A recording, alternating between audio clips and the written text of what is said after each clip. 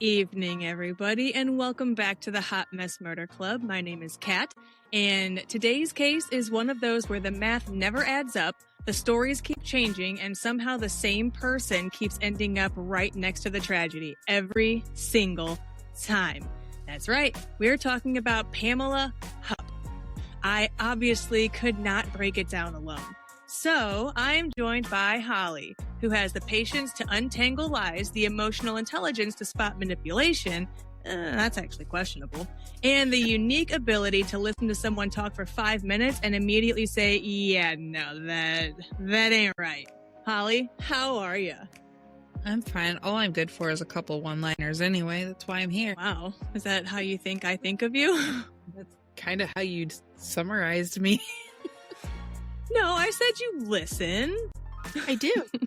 Okay, well, Holly, while you're here, I wanted to tell you just a couple quick little stories about what happened over the holidays with a certain member in my family.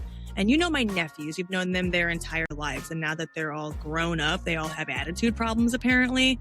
I guess that's just how teenagers are nowadays. But either way, so I was sitting there talking to my nephew, and I'm telling him about our podcast, just like every annoying person at a family function who just started a podcast is going to do. Hey, follow my Instagram, follow my blah, blah, blah, blah. Yeah, that's me. I'm that lady, okay? I was doing it, and I was doing it hard. All right. Either way, so I tell him, like, hey, have you been following me on all the socials? And he goes, well, I've only seen your TikTok, but there's not a whole lot going on there. And I'm like, okay, well, we just started it. Thanks, though. And he goes, well, have you seen mine?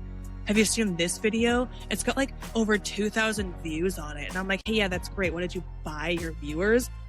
And this kind of went on for, I don't know, maybe 5 minutes or so. And so we're standing there kind of getting ready to eat now at this point. And I look at him and I say, hey, you know what? I don't even care anymore. Just show me some love. It's Christmas, and just follow your aunt, at least on YouTube, so you can see the new videos that we're rolling out with. And he looks at my niece as I'm walking away, and this little shit decides to say, I wouldn't follow you out of a parking lot. Was it Ethan? It was. He's an ass. He still is not following us on YouTube. Oh, he never came and hung up my Christmas lights either. No, he really didn't. It's fine. But that's not even the end of it, Holly, because there's another one. The youngest one, my sweet little Gavin. He's 12 now, by the way, but he came and sat next to me. We're getting ready to open presents. We're having a wonderful time. And he sits next to me and he goes, Aunt Kat, I started to listen to your podcast, that second episode. And I'm like, hey, that's really cool, dude. Thanks a lot. You're my bestie. And he goes, who's the other girl, Holly? I was like, well, she's a good friend of mine. She's been a good friend of mine forever. And he goes, she seems sweet. And I go, who? Who seems sweet? He knows who I am. He's met me. That's why I was questioning his judgment. I was questioning his judgment because he knows who you are. That's nice that he thinks I'm sweet. Thanks, Gavin. He followed us, and you know what, Gavin? Thank you. Thank you for loving your aunt. What a swell guy. Not like Ethan, shitbag.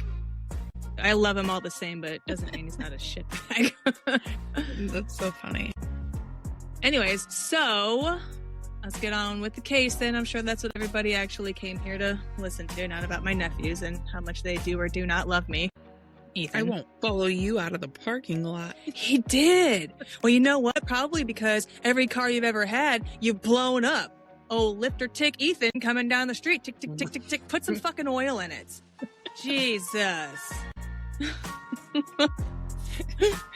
And I'm not going to edit that out. I hope he won't hear it because he doesn't follow. Gavin will tell him. Gavin will tell him.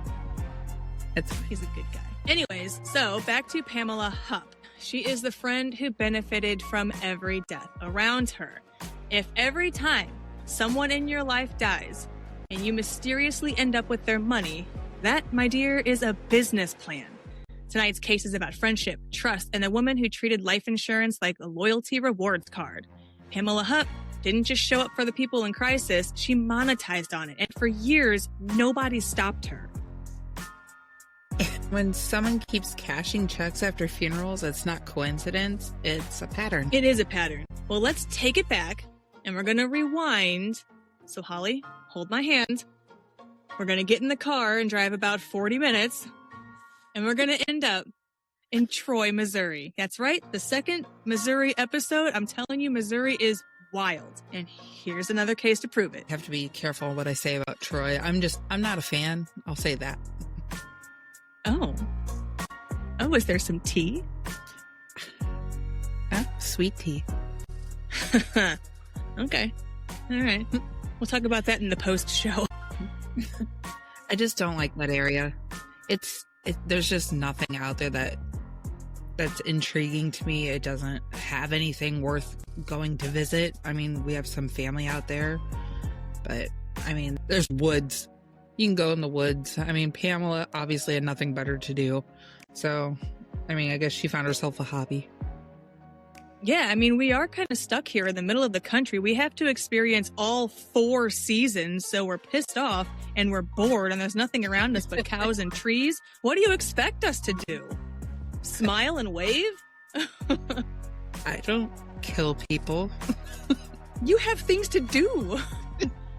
Anyways, yeah, so we are in Troy, Missouri. It's a small, quiet town, and the people there are generally trusting. They all know each other. Coworkers become friends. Help is offered and accepted without suspicion. Pamela Hupp worked in insurance. She understood policies, beneficiaries, payouts, and timing. Neighbors described her as nosy and always watching. Nosy Nellie. And at the time, it didn't really raise any alarms. Well, that's because in towns like that, helpers don't look suspicious. They genuinely look generous. Like everybody thinks that they're just good people. Right. And the person who needed help the most was Betsy Faria. Am I saying that right? I was going to say Faria. Faria? Let's go with Faria. If I'm wrong, guys, post it in the comments. I'm not sure. This one could go either way, but we're going to go with Betsy Faria. So Betsy was 47 years old when she was killed. She was a wife, a mother of 2 daughters, and by the end of her life, she was very sick. Betsy was battling stage 4 breast cancer. The disease had spread and treatment had become aggressive, exhausting, and physically punishing. By late 2011, friends and family described her as frail, weak, and emotionally worn down. And this wasn't a woman at the beginning of an illness. This woman knew that she was dying. And nearly every major decision she made in the final months of her life has to be understood through that lens. But otherwise, friends describe Betsy as being kind and trusting and gentle and incredibly non-confrontational. She was someone who wanted to keep the peace, even when that meant going along with decisions that she really wasn't fully comfortable with.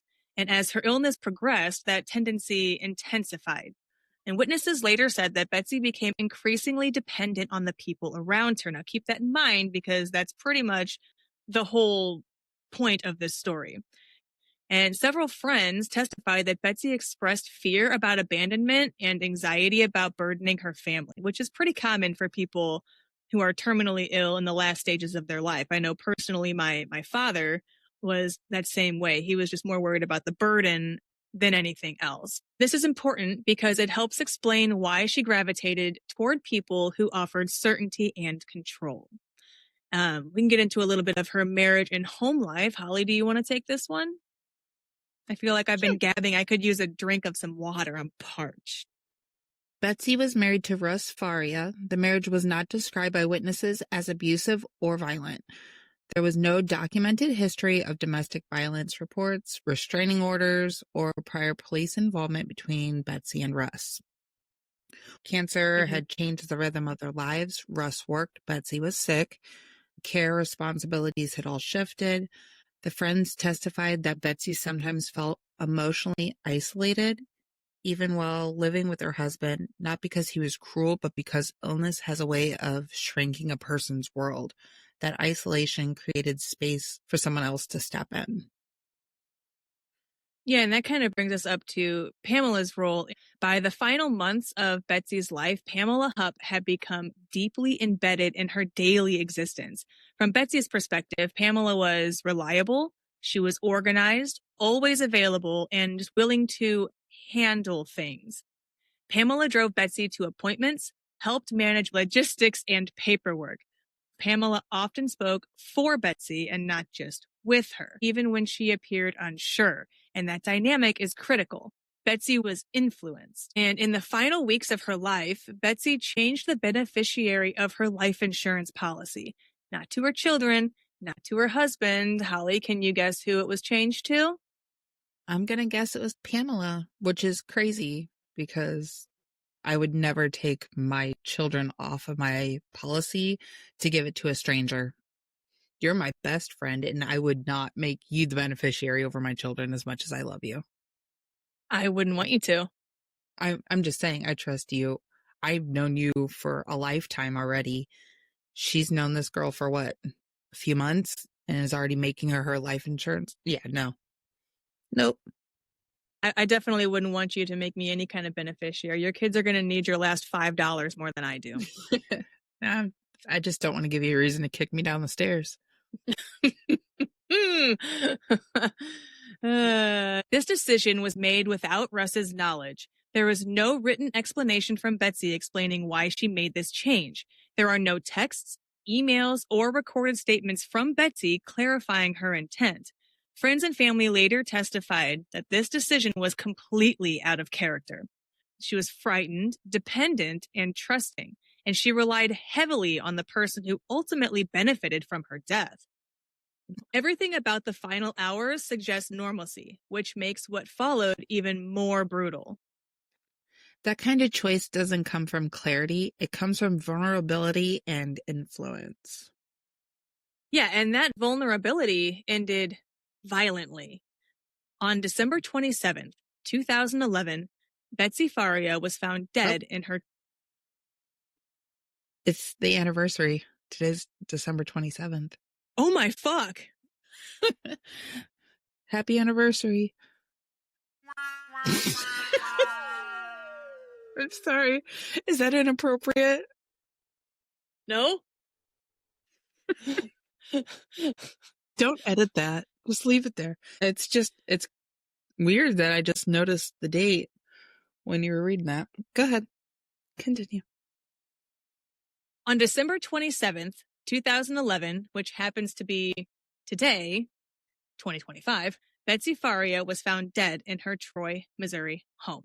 She had been stabbed 55 times.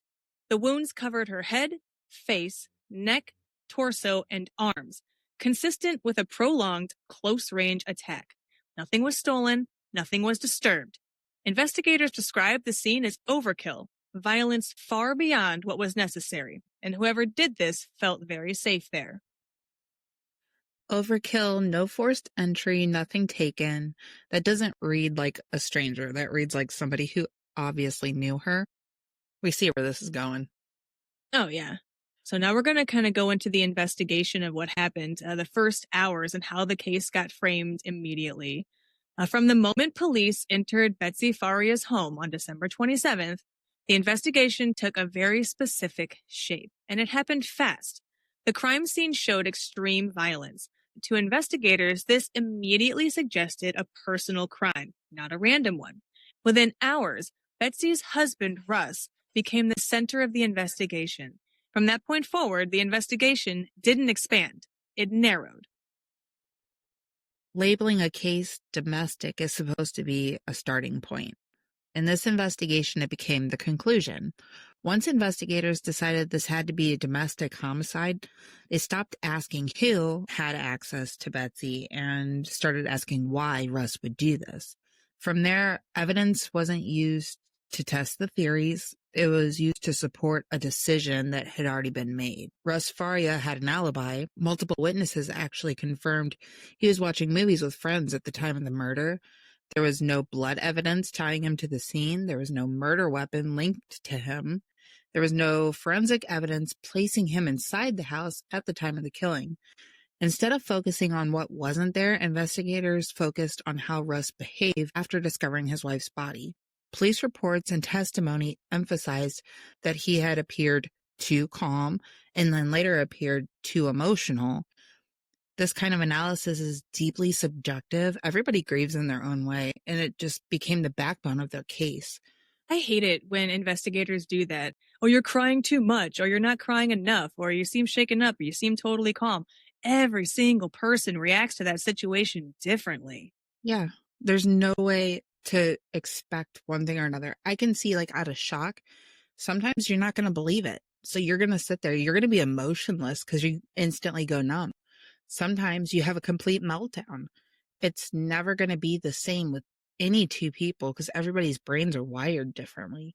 Yeah, that's why I hate it when they pinpoint somebody just because of how they're acting. I can see if somebody's like obviously faking something, and they have professionals who would be able to watch a video of how somebody reacts and be like, no, no, I got you clocked. That ain't real.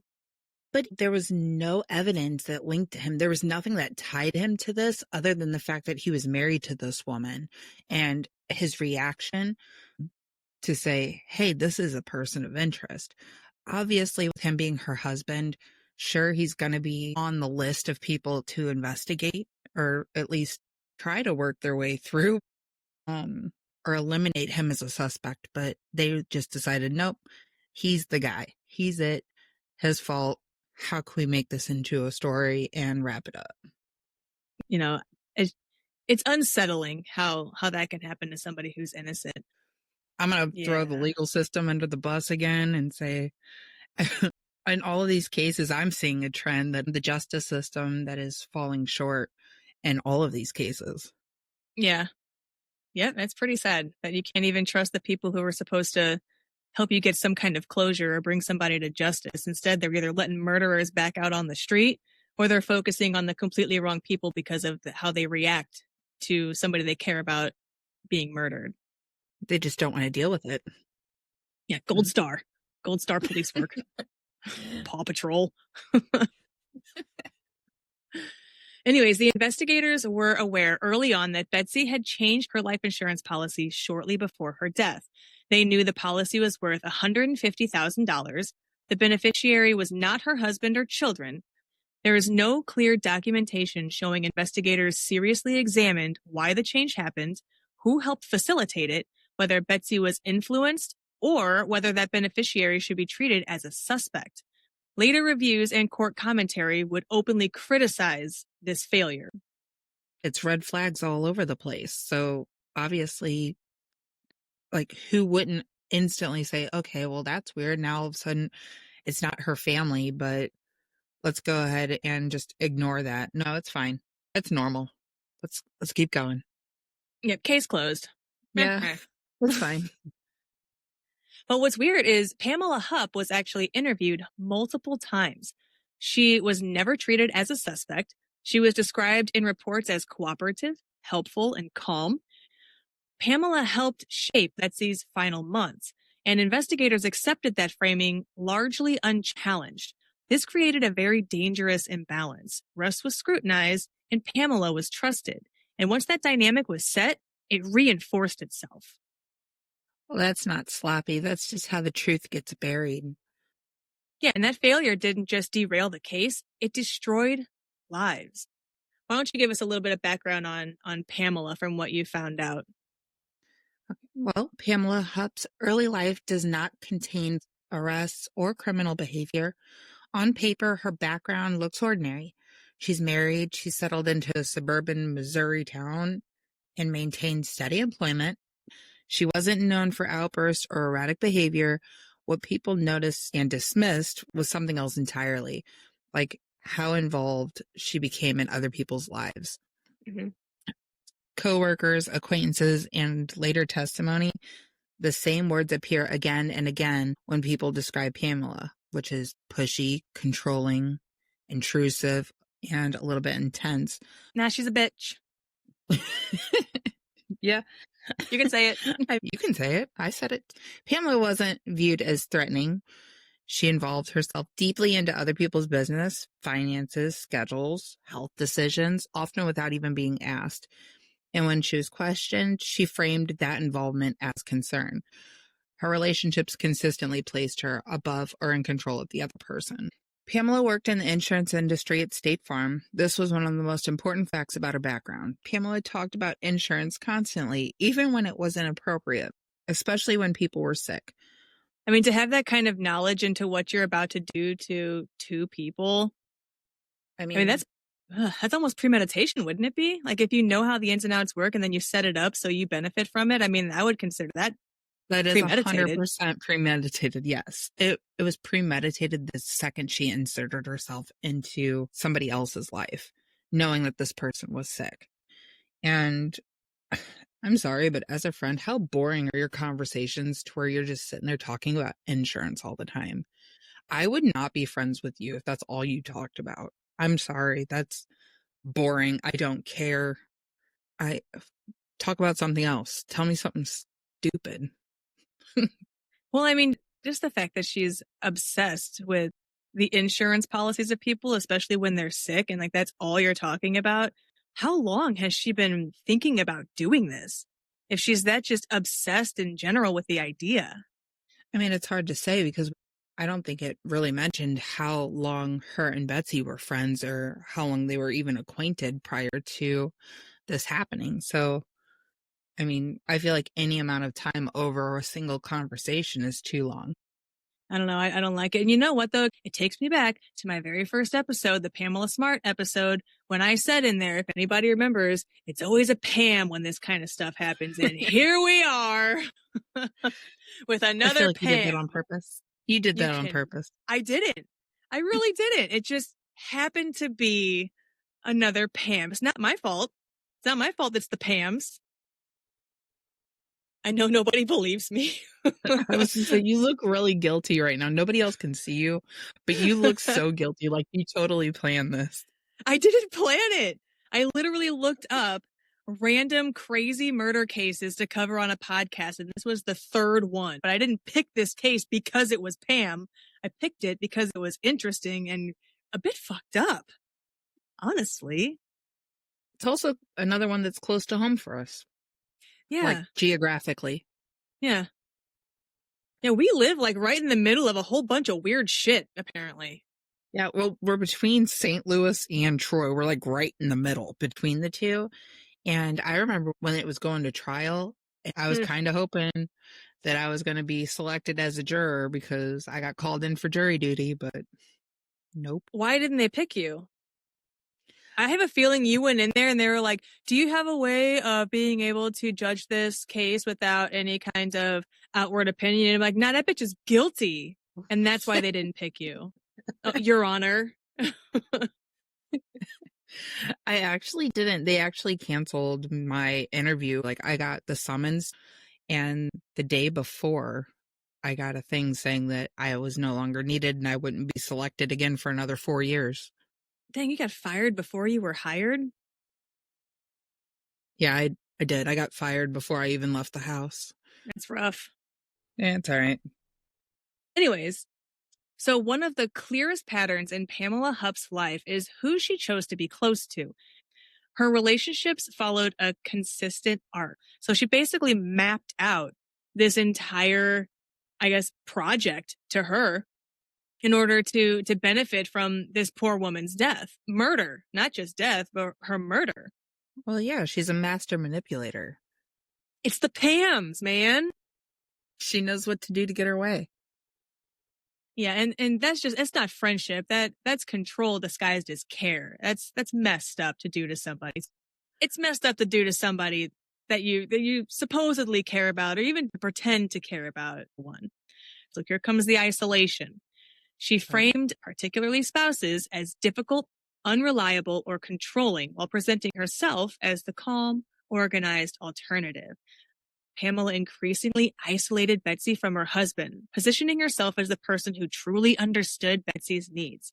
And friends later said that Betsy trusted Pamela completely. And this was not sudden, though. It was built up over time. Pamela didn't look dangerous. She looked useful. And that's why she got as far as she did. Yeah, and after Betsy Pamela didn't disappear. She stayed present.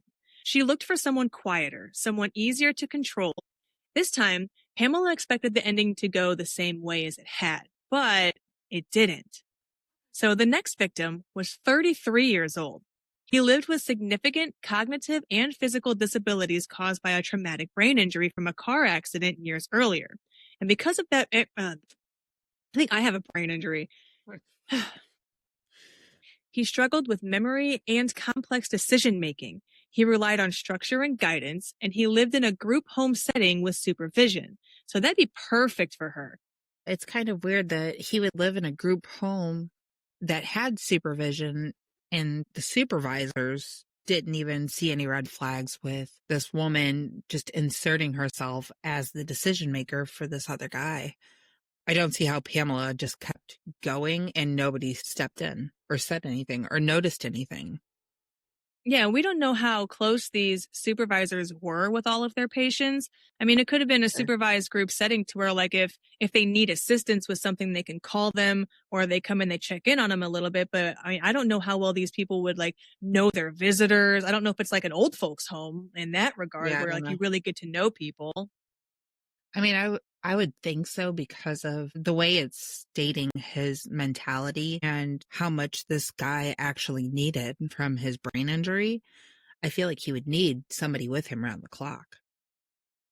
I mean, that's a good point too. And people who knew him described him as gentle, trusting, and eager to please, which is exactly the kind of person that old Pam is looking for. And there's no evidence that he had a criminal history, and there's no evidence that he had ever committed a home invasion. And that matters because of the story that would later be told about him. Oh, he was vulnerable, and that vulnerability is exactly what made him the target. Exactly. And this wasn't a random encounter. Pamela reached out to Louis Gumpenberger under the guise of a job opportunity.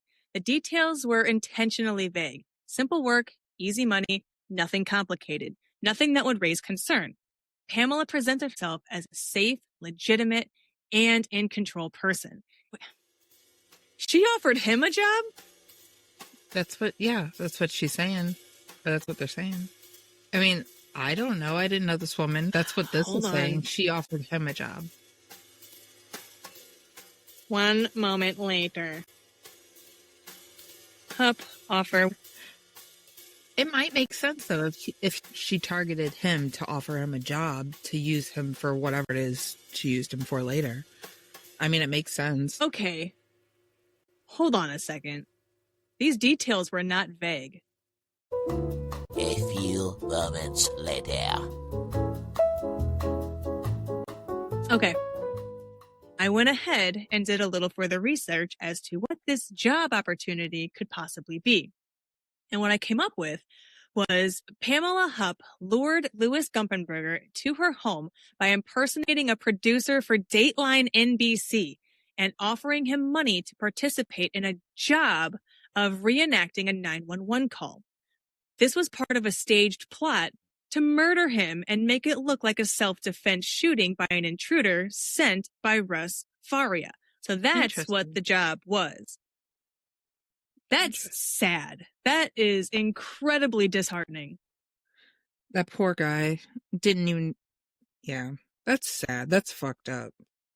Yeah, and for someone living with disabilities and limited income, to him, that sounded amazing. It sounded legitimate. Like, easy money, something I can do. And she just set him up. That sucks. Yeah, it really does. Huh. And there's no evidence that Louis understood that he was being lured into anything dangerous. And that's crucial because it means when he arrived, he wasn't on guard. When investigators arrived at Pamela's home, nothing about the scene suggested dangerous. There was no forced entry, there was no broken door, no evidence of a chase. The physical evidence indicated that he was invited inside. Pamela would later claim the exact opposite, that he followed her in, threatened her, and forced his way into her home. But the house did not tell that same story. Whatever happened next occurred after trust had already been established. But at some point after Louis was inside the house, Pamela attempted to force the narrative she had already planned, the one involving threats, money, and a home invasion. But the problem was this. Lewis didn't play the role the way that she needed him to. Pamela lost control of the script and responded with violence. She shot him. This was not a warning shot. This was not an attempt to scare him away. The shooting caused catastrophic injuries. But Lewis didn't die immediately, and that single fact changed everything. He was critically injured but conscious, and when first responders arrived, he was able to communicate. What he told them did not sound confused or delusional. He said Pamela invited him there. He said there was no robbery. He said there was no threat, and that she attacked him. His account was simple, linear. It matched what the scene showed. This is the moment Pamela's plan unraveled. It's about time. Yes, I agree. And Pamela claimed she had been forced into a terrifying situation, that she acted in self-defense against the violent intruder. But nothing supported that claim. That was my impression. And nothing about the physical scene supported her version either. The house didn't show signs of a struggle, Pam. The entry didn't show force, Pam. Prosecutors would later argue that this attack followed the same structure Pamela had used before. But even after the shooting, Pamela attempted to control the situation. Her 911 call emphasized her fear, her innocence, her victimhood. She spoke with confidence, but the presence of a living victim meant her version could be tested before it solidified. She expected the system to work the way it had before, and it didn't. It didn't. I mean, this woman, she's got balls. She thinks she knows what she's doing. Oh, Pam's got a set on her, don't she? You know what? I'm glad Lewis survived and was able to just call her out of her shit. Me too. I mean, can you imagine how scared he was and how confused he was? I mean, that's gotta suck. But it's awesome that he had survived at least long enough to explain to the investigators what really happened, and the fact that it matched the story and the scene. I guess at that point finally put a spotlight on Pam, and that's what was needed. So Lewis may have passed away, but at least he got the truth out before he did. Yeah, at least he was cognitive enough to tell his story. Yeah, instead of him dying looking like a villain. Right. Yeah, because if she was able to manipulate the first crime scene and he didn't have his statement, pin him as a violent offender. Right. I mean, he had no violent history just like the others. Well, I mean, even though he died from his injuries, Pamela Hupp was convicted of his murder and sentenced to life without parole. And this conviction became the key that unlocked everything investigators had missed before. Turns out surviving really complicates a carefully planned story. Yes, I bet it does, doesn't it, Pam? Yeah. But once that story started cracking, investigators finally had a chance to see what they'd missed before. Holly, do you want to go into the reopening of Pamela's case and kind of tell everybody how that unfolded? In the first case, Pamela had been treated as a reliable narrator, someone whose story framed the entire investigation. Here, investigators did something a little different. They didn't accept her version. They did the opposite. They tested her version against the scene, and it failed. That's when the name Betsy Faria came back into focus, along with the life insurance payout, and central role in shaping the narrative of that earlier case. Investigators acknowledged openly that they should have examined her more closely years earlier. As they dug a little bit deeper, records placed her near his residence before the shooting, in which a woman reported being approached by someone posing as a media producer, asking her to participate in a staged scenario involving emergency calls and money, which that also supports the evidence and the story that you just looked up. While in custody, she injured herself with a pen. Cool. Good one. Ow! Yeah. An act viewed not as despair, but as another attempt to redirect sympathy and attention. I hate it when people do that. I think I saw a documentary on this, with her in the room, once they had her in custody. I remember seeing that. What an idiot. I mean, she's trying. She's doing everything she can. She knows that the walls are closing in. Yeah. Then the investigators said something that defined the entire case. They stated plainly that if the victim had died immediately, Pamela Hupp's story might had never been questioned. That's so stupid. Like, if he had died, they probably would have been like, oh, poor guy, you know? Yeah. They never would have learned that she's on Dateline. The difference between the first investigation and the second wasn't better technology, better evidence, or better instincts. It was the presence of a living witness. I mean, in the end, the investigation worked because officers did what they hadn't done before. They questioned the storyteller. Like, they should have done that the fucking first time. Yeah, and what gets me is that nothing about Pamela changed between the first case and the second. The only difference this time was that someone survived long enough to say, that's not what happened. But that shouldn't be the deciding factor in whether the truth comes out, though. I mean, it shouldn't. It's stupid. It's dumb. Like, they fucked up. That's what it is. They fucked up. They didn't question it. They just, okay, this is what we were told, so this is what happened. And they just went with it. It's sad. And either way, I'm glad Pamela Hupp is in jail, even if she does have a fucking pen injury in her hand. Yeah, you know what? I'm telling you, I guarantee you 4 cases down the road, it's going to be a Pam something. It's a damn epidemic. I wonder how she's doing now. You think she's in St. Charles County? I don't know. Should I look it up? Look it up. Where the hell is Pam? That's how I'm going to Google it. Yeah. Pam Hupp is currently incarcerated at the... Why do I have to get these words? At the Chillicothe? That's the same place. I think it's the same place that What's-Her-Face went, like the girl who killed her mom or had her mom killed. I'm going to go with Chillicothe. Gypsy. It's the same place that Gypsy, I think, was in. That Gypsy Really? Rose chick. Yeah, it was in Springfield, I believe. What the fuck, Missouri? I'm pretty sure that's what it was. I think they moved into like Springfield or something. That's a whole other story. We can get into that later. But yeah, I'm pretty sure Gypsy, because they moved up to Missouri from like after Katrina happened or some shit. And that's right. They were given a house. Yeah. That's right. But either way, so she's currently incarcerated at the Chillicothe, whatever it is, Correctional Center, serving a life sentence for the 2016 murder of Louis Gumpenberger. She faces additional charges, including first-degree murder for Betsy Faria's death, with prosecutors seeking the death penalty in that case. And she's also dealing with a wrongful death lawsuit. Good. I wonder how that's going to turn out. I was right. Gypsy was in Springfield. Like, that's where her and Dee Dee Blanchard lived.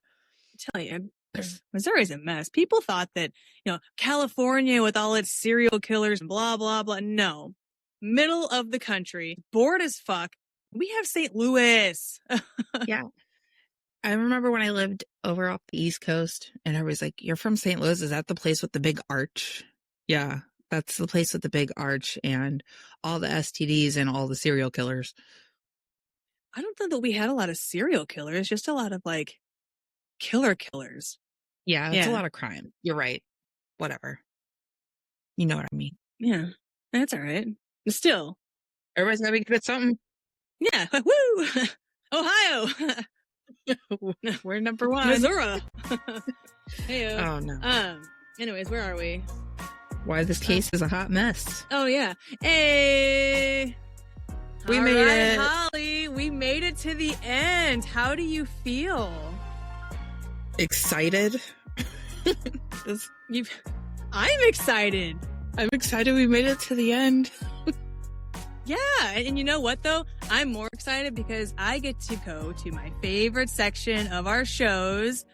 Why this case is a hot mess. Da, da, da, da, da. Yeah. Why don't you look excited? It was dancing. Oh, I wasn't, but I just got like 4 chins doing that face. That was a good face.